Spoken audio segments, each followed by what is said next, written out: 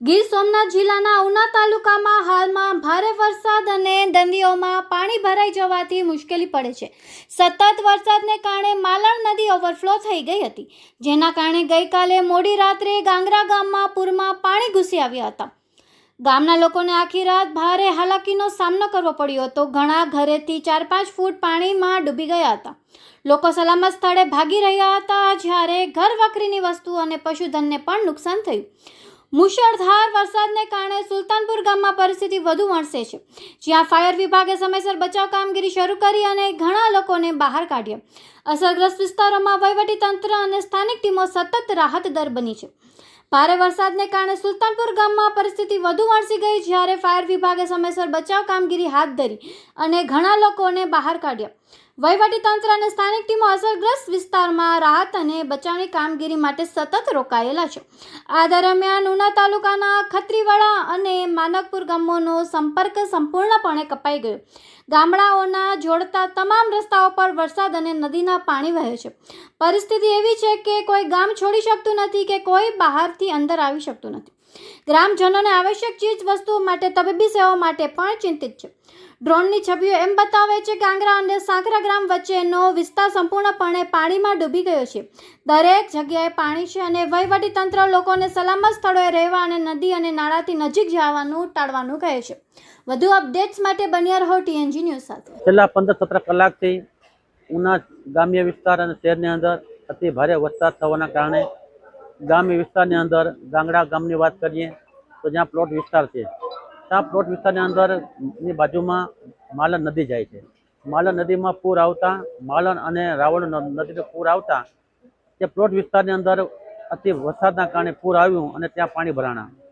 એ સમયે અમારા આ વિસ્તારના પ્રતિનિધિત્વ કરતા અજીતસિંહ ગોહિલ, કે જેઓ જિલ્લા પંચાયતના સભ્ય પણ છે, તેઓએ પોતાનો પરિવાર અને ગાંગડા ગામના આગેવાનો કાર્યકર્તાઓ સાથે રાખી ને પ્લોટ વિસ્તારની અંદર જેટલા લોકો રહેતા હતા, જેટલું એનાથી થઈ શકે એટલું લોકોને પ્લોટ વિસ્તારમાંથી રેસ્ક્યુ કરી ને પોતાની હોટલમાં આશરો આપી, રાતવાસો કરી, નાસ્તો પાણી કરાવી અને સવારે પોતાના ઘરે પરત મોકલ્યા છે।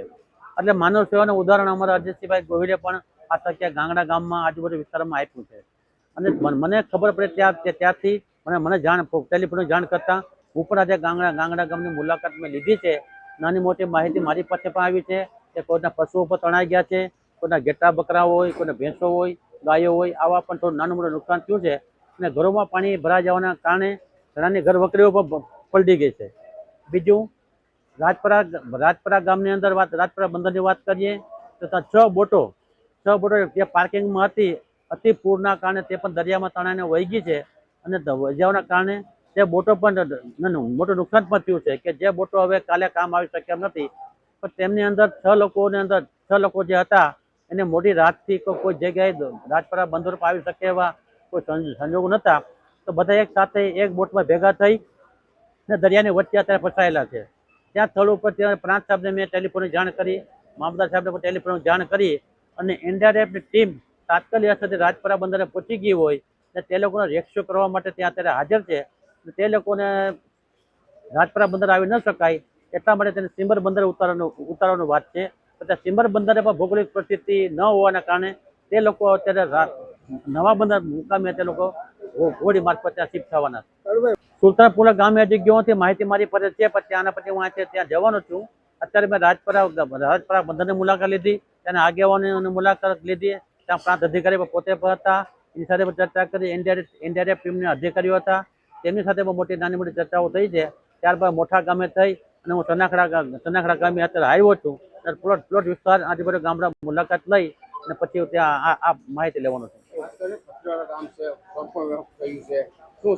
ખત્રીવાડા ગામ દર વર્ષે અતિ પૂરના કારણે, અતિ વરસાદના કારણે પૂર આવે છે। પૂર આવવાના કારણે ત્યાં રાવળ નદી અને માલણ નદી અને 3 નદી 4-5 નદીનું પાણી ભેગું થતું હોય તો ત્યાં દર વખતે રોડ નીચો હોય ને નદી ઊંચી હોવાના કારણે દર વખતે ખત્રીવાડા અને સનાખડાની વચ્ચે પાણી ભરાવાના કારણે સંપર્ક વિહોણો થઈ જાય છે।